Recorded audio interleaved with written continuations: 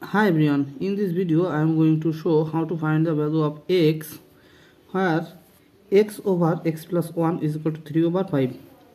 Questions have given x over x plus 1 is equal to 3 over 5, or we can use cross multiplying, so we will get x times 5 is equal to 3 times x plus 1 using cross multiplying, or x times 5, that means 5x is equal to 3 times x, 3x plus 3 times 1 is equal to 3, or taking this 3x to left side we will get 5x minus 3x is equal to 3,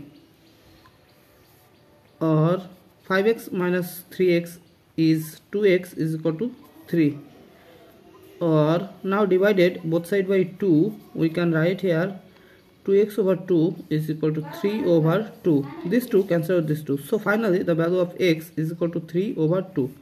Thank you for watching. If you like this video, please subscribe to my channel and see you in the next video. Bye bye.